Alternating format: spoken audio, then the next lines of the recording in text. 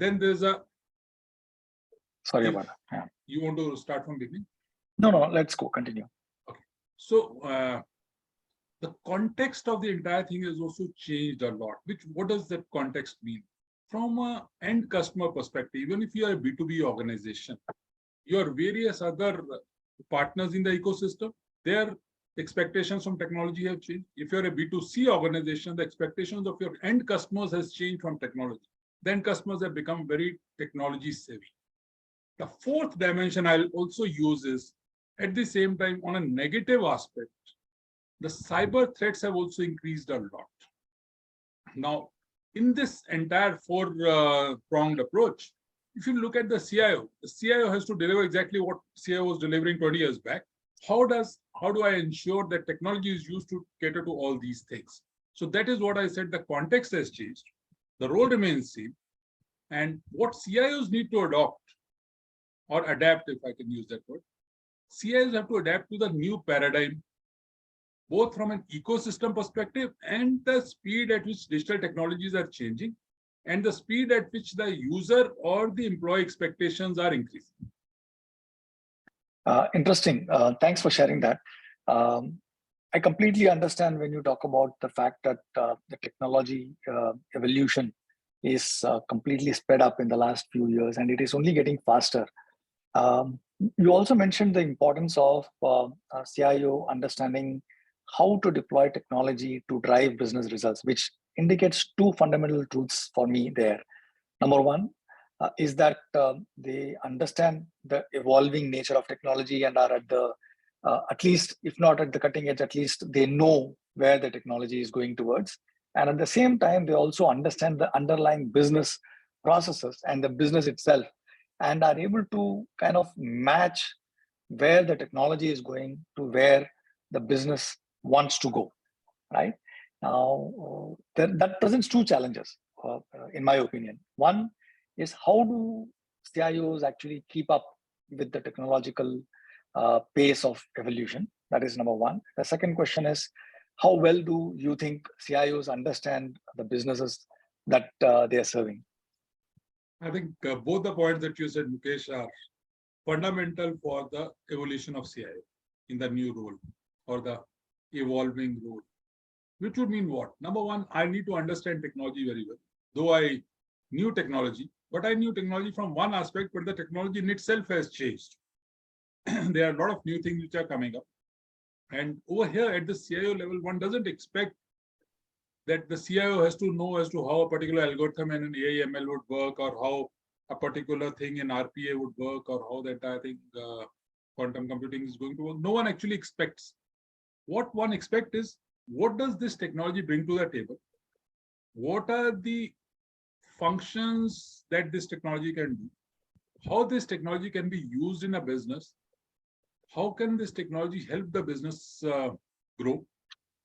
Or is this just a fad and we may not pursue this technology at this point in time? For that, the second part of what you said, which is understanding of business, is very, very important. So the CIO has to understand the context of business, and understanding the context of business doesn't mean understanding the organization only. So if I'm an FMCG organization, it's not that I need to understand what my organization does, what my organization's products are, which factories it's producing, how does my supply chain work, only not up to that. I think that is only a part of the entire business understanding. The business in itself is working in an ecosystem.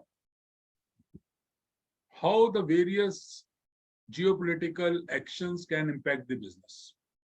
How can any other incident, for example, COVID happen? How could it impact the business? How could a war which is going on between Russia and Ukraine impact? How could our relationship with a particular country or a group of countries could impact positively or negatively my business? What are the opportunities that technology can present to mitigate those risks in case there are risks, or to ensure that if there are good opportunities, how can I use technology to ensure that I actually get those opportunities very fast? For that, I need to understand business, the entire context. I need to understand technology. And lastly, I also need to ensure that this technology, in case it is there, I need to deploy it fast rather than just waiting. Because time becomes an issue of essence. So time is essence, as they say these days. Interesting. So that brings me to the next question, which I wanted to contemplate on, which was once we understand the business context as to know where the business is going and the context in which the business is operating, whether it is geopolitical, whether it is financial, whether it is the ecosystem under which the business is operating. Now, that once we understand that context, we identify a certain opportunity. Right? Let's say, for example, there is an opportunity in terms of supply chain optimization, given the current situation with supply chains. What are some of the things that could potentially CIOs do before they embark on a journey to ensure that the transformation journey that they are going on has a good chance of success? Because I hear so many horror stories about organizations going on a journey. I mean, not so much horror in terms of spectacularly failing, but horror in terms of, after having spent so much time, money, energy, effort, not achieving the kind of results that they expected to achieve. You're right. Actually, in fact, if you read some literature, it says that a lot of digital transformation projects fail. And the definition of failure is not that you really fail. The definition is that in case you had set up certain objectives for that, or you thought that these digital transformation projects would do this much for our business, they never achieved those results. And that's our reality. And a lot of CIOs who do understand but still make the same mistakes. And I think what we need to do, and you would remember we had done a similar webcast on 2-3 years back on what are the major pitfalls. To me, a lot of them even are very, very relevant today, though in the context some have changed. What do I say? So starting point. I think biggest thing in digital transformation is, are we really clear on the objectives as to why am I doing it? Most of the times, digital transformation objectives are not very clear.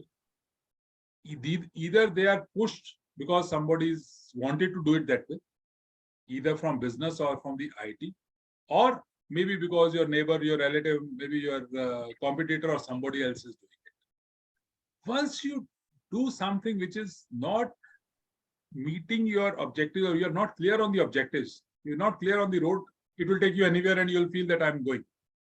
So I think the CIOs need to be very, very clear on why they are doing digital transformation. That's point number one. The second is, when you deploy any technology, you need to be very clear as to what business value this technology will generate for you. It should not happen that I'm just deploying technology for sake of deployment. Reality also today is that there are times when technologies are changing so fast that you are not too sure whether this particular technology will take you wherever you want to.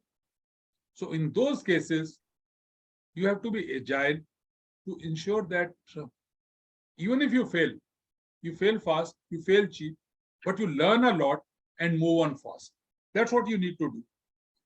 A couple of other things that when you have to do a good digital transformation, you have to keep customer at the center of the entire thing. Now, you need to get customer insights as to how the customer is wanting your organization. Customer could be internal customer, it could be external customer. So you need to take care of those. A lot of companies also, what they fail to do in their digital transformation is getting insights from employees. So the employee who's at the front line, whether on a shop floor, whether on a store, whether on a material gate, whether in a showroom or in the market, the reality is that those guys know more about business than anyone else and the business processes. And what are the real pain points from a customer perspective and customer perspective. And they have many times good ideas as to what the customers or the other members in the ecosystem are expecting from digital these days. So when you are embarking on that journey, many times the decisions on what should be done are taken in maybe the head offices or some of the sales offices rather than talking to the end guy.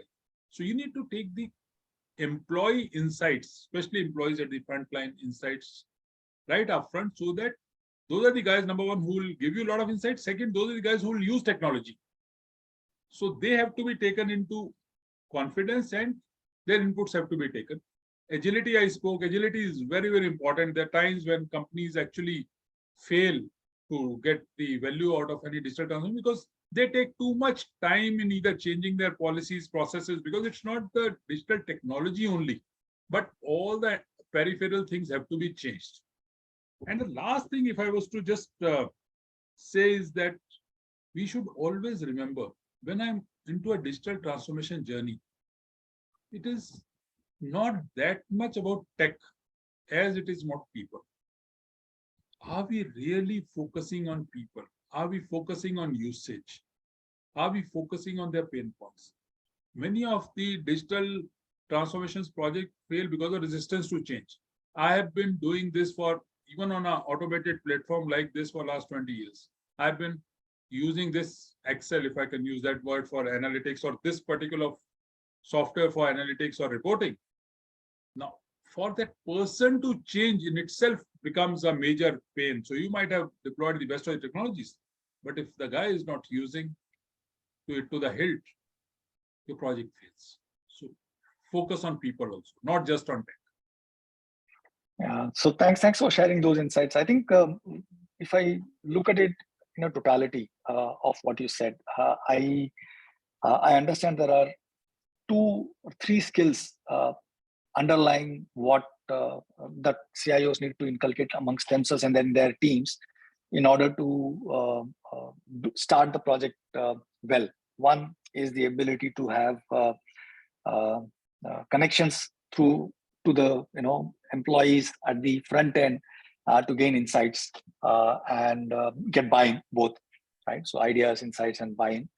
And the ability to influence the business processes itself, which means that they need to be able to have enough influence on the business leaders as well, and trust built with the business leaders, so that when the technology is deployed, it actually gets used, right? And the business processes which need to change actually change. Because one of the fundamental reasons where I see a lot of organizations not achieving the kind of success that they can achieve with deploying technology is that the processes don't change. I mean, the process of before deploying technology was exactly the same after deploying technology as well. Just because people want control, people want power, and all of that, right? So, all the political reasons that we may think of. So, given that these are the 2 interplays, and the third is the ability to imagine how a particular piece of technology and the insight that you gain from the employees and the customer centricity that you talk about and understanding of the technology come together to drive value. Once you know that, then probably you can actually convey that in a way so that you start gaining influence with the business itself.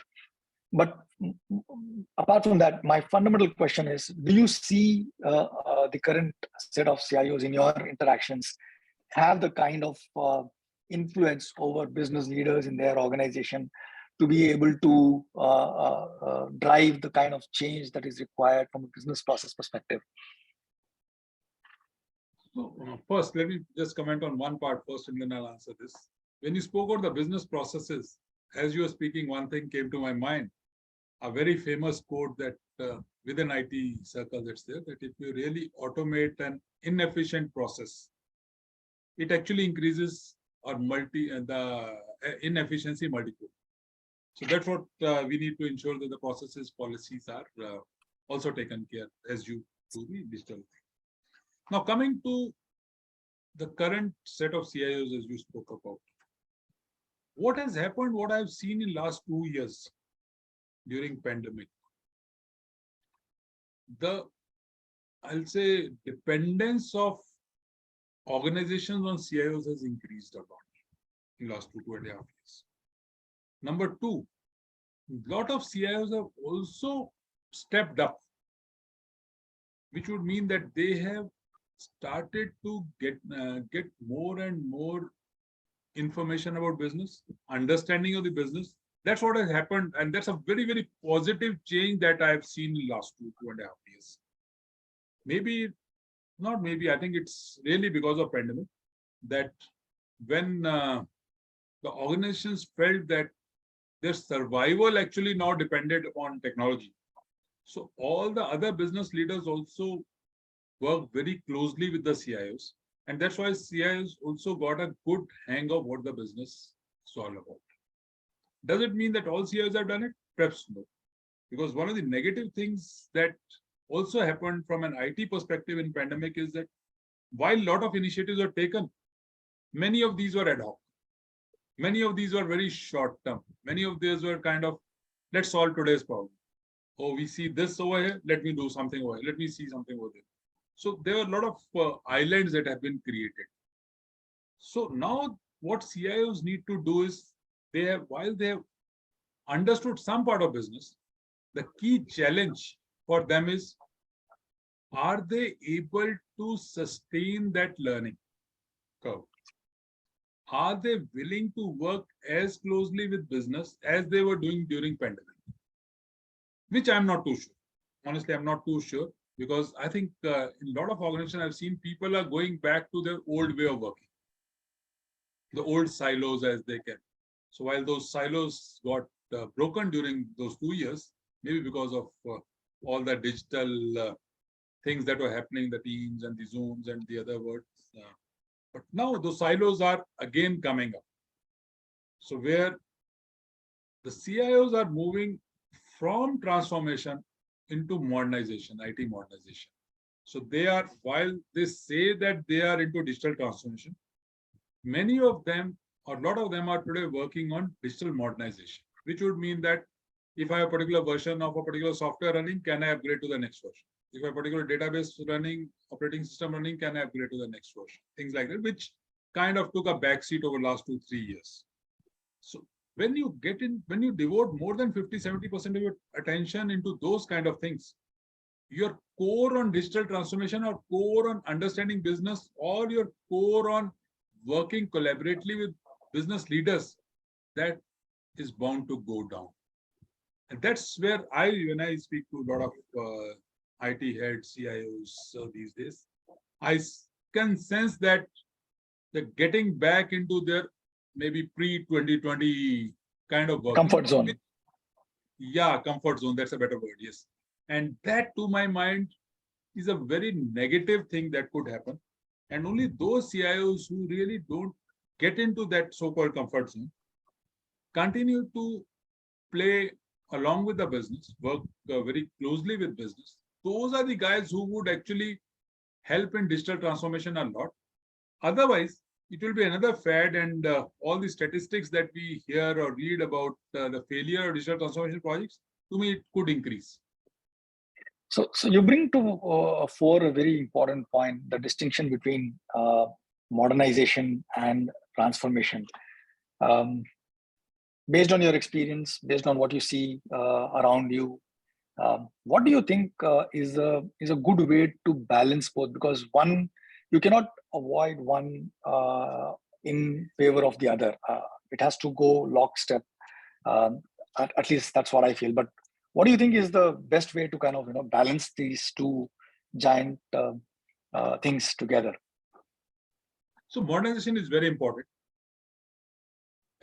Perhaps as important, in some cases more important than transformation, because you cannot transform unless your IT is not modern.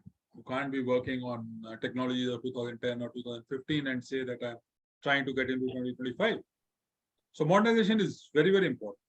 But the key thing with digital transformation and modernization is that some of the things that we are trying to modernize these days may not be required over the next couple of years. Okay, that is where the business context has to come in. If I've been using a particular, say, CRM for many years, and I say that I want to go from version 1 to version 2 to whatever that version is it really required in tomorrow's context, or is it that I actually need to work in a very different way of a CRM working, because the entire mindset of customers has changed. The organization mindset has to change. I have to get different type of analytics, which my current software can't even think because it has been built on a different way of working. Maybe it was right in that period when it was implemented. But if I am implementing any technology today and 2022, it has to be relevant to 2025 also, not relevant to 2015. That is where some of the things that we may do for modernization may not be required. And that is a mistake that many of the CIOs do, where they assume that the technologies that are there today, they will actually, if modernized, upgraded, they can be carried forward for next many years. We need to remember one thing, again, another thing which, another quote that comes to my mind is, what has brought you here may not take you there. Which would mean that maybe those technology is good. So I'm not even saying that when you implemented that particular software that was bad. But in tomorrow's context, that may not be relevant. And that's where the transformation part really comes in. So while modernization is important, but perhaps everything cannot be modernized. That's how I put it. Yeah. Yeah, so everything cannot be and need not be modernized or upgraded. So yes, absolutely. They need to pick and choose what to modernize and what to transform. And if for that, for picking and choosing, they need to understand the business context. They need to understand business. They need to work very collaboratively with the business side of people. Otherwise, it will be my whims and fancies as to what I pick or choose. But it's not for me to decide or CIO to decide. It is for the business objectives to drive that, business goals to drive that. Yeah, interesting. And also reiterates the importance of the ability of the CIO to kind of, be able to see what technology can be deployed or what technology is not suitable for the business goals that you're trying to achieve for the next 2, 3, 4, 5 years or so. And that ability to imagine what is a fit and what is probably not a fit, again, plays a role. So thanks for sharing that. So let's come back to transformation as a topic, right? So we spoke a little bit about what are some of the things that CIO needs to do before embarking on a digital transformation project. Now let's go to the next phase. Once you've launched a project and once you're going through, assuming that you have all the objectives in place, you have the right team in place, you have identified the right software. So during the project implementation phase itself, during the transformation itself, are there some things that you think are super critical for a CIO to do, which can have a direct impact on the success of the transformation project itself? I'll put it this way. Whatever you said, I've decided on technology, I've decided on the team, I've decided on a space, I've decided on these things. These are just the prerequisites and none of them can guarantee success. Actually, the phase after that and then the third phase are those which will guarantee success. These are just the pillars. Now, if I have everything in place, I need to ensure that number one, the teams that are there, they are competent enough. So I need to focus on the training of the teams. I need to focus on the training of users. I need to focus on ensuring that these teams work together. In a lot of projects I have seen in my life, the initial team, if you don't focus on the so-called change management of the team itself, they cannot go back into the organization and do change management. Because you bring in people from various aspects who have been used to working in a particular way, including IT team. And there could be a resistance to change at that level itself. So while you put in the teams, you need to ensure that these teams gel well. These teams actually are trained and are competent enough, because you cannot rely on the consultants or the third-party people for your entire life. At some point in time, your organization has to take over this part. That is important. Another thing, when you get into the project phase, you need to keep this in mind that many times, some of these technologies you might have to change. So some of the new versions could come in, some technologies may fail, all those things. So you're doing experimentation in digital transformation. Also, you're doing a lot of experimentation with the technologies. So as I said earlier, you need to be conscious of the fact that technologies would fail.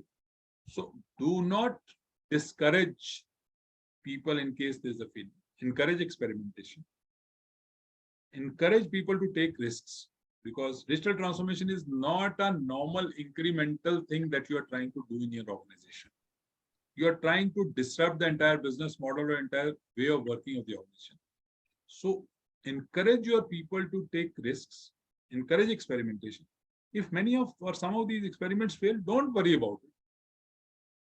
Let them fail fast. You learn from them. Be agile in your decision making and move on and move to the next part.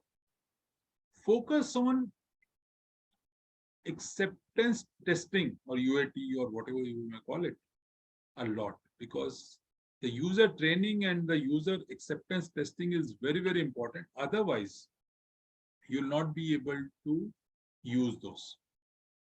One of the key things in most of the digital technology, digital transformation projects, if you see, one thing which would come out very common is a huge usage of analytics. Because whether it's an IoT project, whether it is an RPA project, whether it is a normal, any other thing that you're doing, AI, ML, there's a huge amount of data which is either being picked up from current systems, new systems, or from machines or any such thing. But the power is not just in the data. Power in is how you analyze data, how you present that data, the analytics piece of this.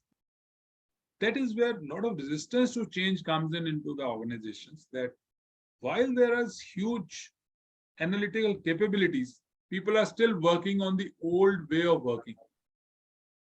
While I see a very good dashboard, I still want to see my reports in an Excel form or a PPT form or this form or that form, which defeats the entire purpose of whatever has been done in terms of the live data. And so that is where you need to focus a lot during the second phase in changing the mindset of the people.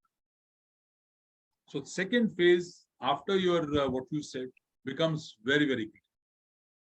So that begs a question: how do you go about doing that? So it comes back to the point that I said earlier, Mukesh. A digital transformation is not about technology. It is about people. Technology only plays a percentage part in this entire journey. Whether that percentage is 10% or 20%, 30%, your guess could be better than my guess, but it's not beyond that. Rest of all, it is all about people. People have to use those technologies. So when as CIO you are doing this particular project, please do not concentrate just on the tech part. The CIOs could think that a digital transformation is 90% technology and 10% people, whereas it could be just the other way around. Moment I realize that it could be the other way around, I'll be focusing a lot on the people aspect during the project. And that's what many of the companies today are not or were not doing. And that's why we read many of the failure stories on about digital transformation. People concentrated just on the tech part of it. Interesting. So again, that probably brings or is a good segue into what I wanted to discuss about next, which is what are some other. We understand the importance of building trust and having influence and working closely together with the business leaders within the organization. Now, the question then comes is, how does one go about doing that? In a lot of contexts, in a lot of organizations, I have seen that the business comes with its own set of preconceived notions in terms of, the COVID. What it has done is it has kind of opened up everybody's eyes. They have their own requirements in terms of technology that they want to work with. They have their own, how do I put it, imagination in terms of how their business functions will evolve. The CIO has his perception of how the entire function will evolve. Probably CIO has a larger mandate to make sure that it is not just one function, but everything works together along with everything else. So there is potential conflicts there, right? So how do you go about resolving those conflicts, and how do you build that influence with the business so that they trust you and trust your judgment in terms of what you decide in terms of what technology to deploy and what business processes to change? I think you put it brilliantly. In most of the organization, that is the most difficult part of the entire digital transformation journey, where the CIOs and the business really don't think that they are on the same boat. Now, what if I look at from a very different perspective? Okay, say if there's a sales person, or there's a production person, or a supply chain person, or R&D person, okay, a department, and then there's IT. The reality is, all of them need to work for the objectives of the organization and not their individual objectives. A sales team cannot have their objectives which are different from the organizational objectives. Similarly, IT cannot have. And that is where the role of the collaboration among all the guys becomes very, very important. The CIO, to my mind, is not about just a chief information officer or IT head or any such thing. Also has to fundamentally be a change maker in the organization. The CIO has to be very clear that one big advantage of an IT person or IT head is that he or she is aware of business processes of almost all functions in the organization, or is supposed to know. I'll put it this way: may not be aware, but in some cases, across the board, yeah, across the board, is supposed to know all these things. Once you know or are supposed to know all these things, the guys can play a huge role in that. When you are talking to any other business leader, rather than trying to put your technological jargons, you know what, now with AI, ML, and if I put this, then I put this kind of algorithm, then you can do this. No. If a CIO starts talking a common man's language, I'll use that word. I'll not use just the business language, because I think it's not that the CIO, you expect CIO to use R&D language or any other language. So I'll say common man's language, normal business language, rather than getting into technical discussions with the other functions. That trust and the bonding starts building, because then the other person would know that this person is trying to put himself or herself into my shoes, trying to understand as to what issues I am facing or what challenges I am trying to solve. And now both of us are trying to work a way out of that. But if the CIO is fixated, no, I know that this particular version would give only this and we can give you only this, no, I cannot do, then that trust will never be built, and we'll have either no result or a very suboptimal result. So the flexibility and a CIO working, while I have full knowledge of business and full knowledge of technology, but over there, I'm not, when I'm talking to business people, I'm not over there. My job is not to impress them with my technical knowledge. My job is to understand as to what they're doing, and from a synthesis of technology, help them, coach them, guide them, that this is how technology can potentially help you. If I go with that mindset, the things would change. And a lot of CIOs I know are doing that. Interesting. So if I got what you said, you don't just lead your IT team, you also lead your the business leaders from a technology point of view. You don't just throw technical jargons at them. You don't just throw business jargons at them, but you work with them to coach them to understand where you are going from a technology perspective and what works and what could potentially work for them in pretty normal common man's language. Brings me to a question from the audience. I think there is a question from the live participant within Money. So you spoke about experimentation and the ability to kind of deal with failures really quick and fast, and being agile in the discussion, right? In your experimentation phase, reminds me of someone saying that FAIL, fail is nothing but first attempt in learning. Uh, uh, Coming back to the question is, what if after going live on projects, it is not what is expected and requires a re-engineering to be considered? When should we know that the project is not going on the right track and what to do about it? I think that's a very, very common thing, Nitin. A lot of times, taking example of SAP may not be. Cash is from SAP, so let me take an example of SAP. Now, when I remember when we used to implement SAP 20 years back or 25 years back, general SAP project would take 1.5 years. And if we do it in 12 to 18 months, we would feel very happy that we have done it at a fast pace. Reality is in 18 months, the technology has changed. By the time you reach over there, you feel that whatever you did, the new versions are already giving you much more. And there are times when you're doing the project, and while doing the project, you know that the technology has changed. Now, two things as I personally see. Number one, when do you want to get into the new part of technology? If the current implementation, whatever you're doing, is helping meet your business objectives, okay, first do that. Let it stabilize, maybe 2 months, 3 months, 6 months, 1 year, whatever it may be. Let people start using the technology. That will also help you in ensuring that within the organization, the culture of change using technology is coming up. Then when you really do an upgrade later, it becomes easier. If you try to do an upgrade midway during the project, just at the time of go live, it will ensure that your project never succeeds ever again, because your own confidence would go down, your users' confidence in you would be shattered. So don't do that. Whatever you have, if you want to change a technology, change that technology before you go live, not after you go live. As far as your other part of the question, that when do I know that project is a failure?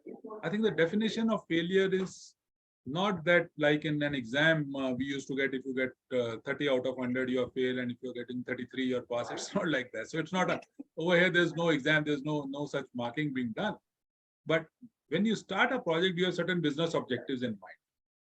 If you're not able to meet those objectives beyond a particular point, you feel that the project has not achieved its objectives or goals. That is what I define as a failure. And when you find that, you need to analyze as to why the failure is there. Is it because of technology? A lot of time it's not because of technology. Lot of time it's because of non-technical factors. Maybe you didn't train the users well. Maybe you didn't test well. Maybe your data had issues. Maybe people are not using it. Maybe the analytics was not right. So analyze that. Take care of those issues rather than starting with kind of blaming technology over it. That's how I see. Interesting. I think another aspect that one can consider or one can think about here is the simple fact that, the earliest possible day when you realize that going on the same path is not going to help you achieve your results is when you need to course correct. And as Vijay sir said, I mean, you don't need to necessarily stop or upgrade or look at technology as the reason. Find out what is the reason why the objectives are not going to be met, and if you can find the reasons and address them, I think it's quite possible to kind of bring your project on track as well. So that's probably what I would like to add. Coming back to the leadership question, right? So one of the things that a lot of CIOs tell me now probably is much better, maybe because of the COVID, is that the seat at the table for a CIO at a board level or at a executive leadership level, where all the major decisions are being made, was always a bit of a challenge before the COVID pandemic happened. I'm assuming that has changed with the pandemic, and now a CIO gets a seat at the table where the decisions are being made. Now that brings to the question as to, what are some of the things that they need to do to develop themselves as leaders, and so that they continue to have that seat and not lose it. It's one thing to kind of get the seat because of the COVID, and it is another thing to kind of maintain that seat at the table, right? So what are some of the things that you think CIOs need to think about when it comes to their leadership development itself? So many CIOs had that so-called seat on the table even before pandemic, during pandemic, after pandemic. Now, when we say that during pandemic, many CIOs were brought onto the table, to my mind, that was a temporary phenomenon in a lot of cases. As I say that CIOs, many of them have gone back into their comfort zone. Organizations have also slipped back and gone back into the old way of working. Which means that they actually, even during pandemic, they never had a seat on table from that perspective. But it was kind of, they perceived that they had, or they assumed that they had. And because there's a huge dependence on technology that was building up, so that thing came into the mind of a lot of CIOs. When I started, I said a lot of people had that earlier also, which means what? So having a seat on a table has nothing to do with a pandemic or not a pandemic. If earlier a lot of them didn't have, was it because of something else? I think all boils down to the individuals themselves. What traits are you displaying? What capabilities are you displaying that the organization should value you to bring you onto the table? That is the key point that you also spoke about, the leadership. Now, let's start with some of these. You can get into a full lecture on these, but just take a couple of them. Now, if the CIO tends to be an introvert, tends to be someone who's too techno savvy or a geek or whatever, and always uses technical language and not a business language or a common man's language, that the word that we used a couple of minutes back. Now, the business would say that, okay, if you have something related to technology, let's talk to him. Otherwise, why talk to this person from business perspective? He or she will not be able to give us major insights or give us some gyan which we'll not even understand. So the owners of seat on table, while the business does play a role in this, but major onus on this lies on the CIO. Are these CIOs trying to understand business objectives, business priorities well, or are they getting into, when I say introvert, it's not about speaking or it's not about not talking, but it's more about inward looking, that they are more inward looking, looking towards the IT function than looking towards the organization. So that is where the CIOs need to change themselves and start looking at all their decisions even from business perspective. And it's not just CIOs. I think one of the key, another mistake that many of these guys do make is that the CIOs do think that, okay, I have understanding of business, bit of it, so I should be. Does my team also have? If the second level, I'm not going to level 10 in the organization, at least CIO and CIO -1 have to have a good business perspective. Then the business would start trusting you, taking you as a, if not a strategic partner, but at least a partner in their growth. Moment that comes in, automatically the CIO is then invited into all the possible potential business discussions where the business strategies are being discussed, where the role or growth of business is being discussed, or the challenges being faced by the business in the entire political scenario or business scenarios are being discussed. That means that you are on the table. That's the definition of table. It's not that there's any other definition of table. It's where the decisions are being taken. Are you also there? Are you contributing to that? And that's where CIO and CIO -1 have to play a huge role and change among themselves. So the internal change has to be brought in. So gives me a good segue into probably one of the last questions that I had prepared, which is around leadership pipeline. So how does one go about building a leadership pipeline within the IT organization, which, as you said, understands business, is able to build trust with your business? And how important is it, not just for -1, probably, -2 or -3 as well, to number one, learn about the business, and what and how can CIOs create those opportunity for their teams to kind of learn and understand about the business, and at the same time understand the technology as well, while at the same time also kind of running your technology landscape for your business, so that the business doesn't go down. So it's a very how do I put it, a very delicate balancing act that needs to happen. I don't think it's a delicate balance. I don't think. I'll tell you why. Number one, what you said of balance, I'll not use the word balance, maybe a focus. Focus on the delivery within the department and focus on the business aspect has to continue. Both of them have to go hand in hand. So why I don't say that it's a balance is that it's not that one has to go up, other has to go down and things like that. But if the IT team, say -2, -3, they understand the business challenges, they understand some part of business, they understand how, and they have a good relationship with the various business people, even the implementations that they are doing, they'll become faster. The challenges that they are facing in the current implementations would go away.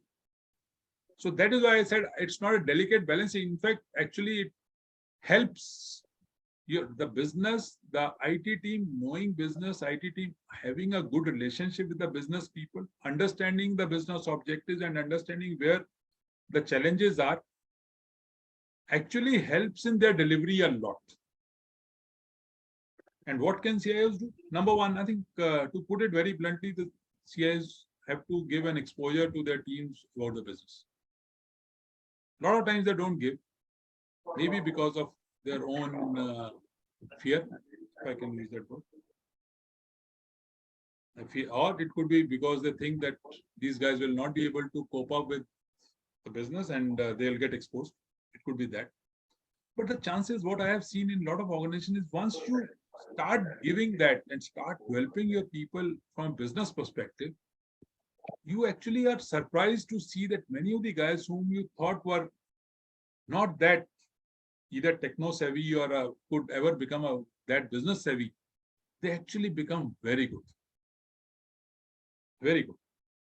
So interesting. guys need to give a chance to their teams. The chances could be in sending them for various business meetings, sending them for various one-on-one meetings, having informal discussions with the business people, having informal discussions with the team. The CIO also has to mentor and coach and guide their own teams as to what is happening. And also, once in a while, maybe bringing some of these business leaders into IT team. So, for example, you have a sales head, and he or she is your peer. You can always request him or her that, can you just come down for half an hour and address my team as to what the company is doing, or what challenges we are facing, or what opportunities we are, or what is your understanding of technology, or what you expect from technology. Just half an hour, 45 minutes chat with my team. Moment my team actually sees that person, has an interaction, the confidence level of the team goes up significantly. Otherwise, for the team members, these people are someone they just either look upward or they see that once in a while they're passing through the corridor. That's all. But once you start having those conversations across levels, the competence level of your own team goes up. Your own competence also goes up. I didn't want to say that, but that is also a reality. And that is where all this bonding would come in. So -1, -2, -3, -4, I'll not actually go to that level, because you also need someone who are really hardcore technical, who are just sitting out there and doing tuck, whatever they have to do.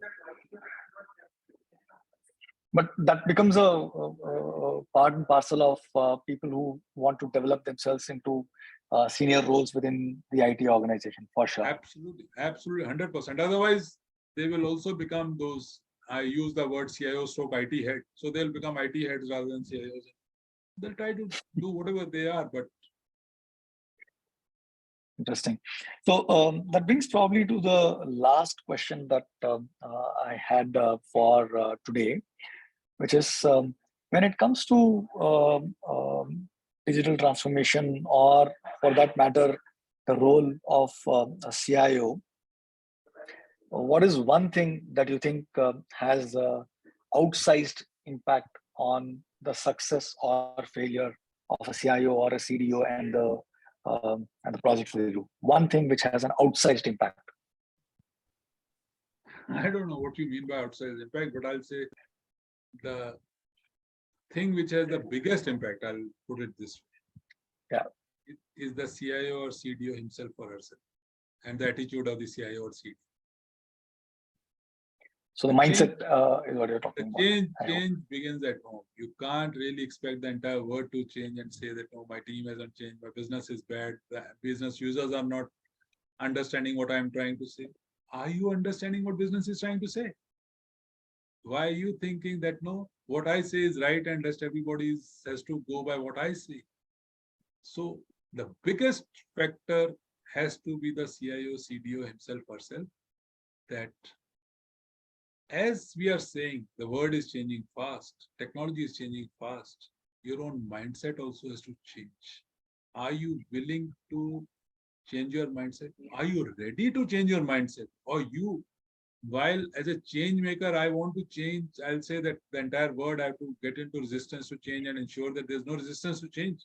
Is there a resistance to change within myself? And that becomes a bottleneck, and that's where persons, individual egos come in, and all those things come in, and that becomes the biggest bottleneck for an individual. Yeah, I think one specific aspect that we did not touch upon in our conversation today was the role that organizations like Indus can play in the larger context of digital transformation and overall maturity of IT organizations to kind of drive successful change or successful digital transformation projects within their organization. I have seen in my experience in the last 11, 12 years, having worked with Indus, the fact that when someone from an organization, whether it is CIO, whether it is CIO -1 or -2, come and talk about their projects, I can see a sense of pride in them. I also realize that the more they do, the more confident that they get, and the questions that they receive actually prompts them to think in new and different ways. So that's something that I have seen happen multiple times. So maybe we conclude with your thoughts on how organizations like Indus, how can CIOs leverage organization like Indus to, number one, develop themselves, learn themselves, and number two, also get their team exposure to what's happening outside of their own organization and get better from that point of view. I think brilliant point. You're right, we missed it. But see, we just, all of us, both of us and a couple of other friends went through this ACE Awards jury. Okay, where we looked at some guys had done some brilliant projects and the teams presented along with the business. Now, and the word that you used, they were very, very proud of. They were filled with pride that I've done this, whether it's an IRPS or others, financial and other transformations projects we saw. Now, should that information be only with those guys or with the jury members who were there? Or can I share some of those or all of those with the broader community? For example, now if we have this annual Indus conclave, in that conclave, can we invite some of these guys to present their success stories and even learnings and failures also, which would not only give confidence to them, because when you present, the reality is you gain the most, because you have to mentally ready to face an audience, which is a huge audience, which could ask any question.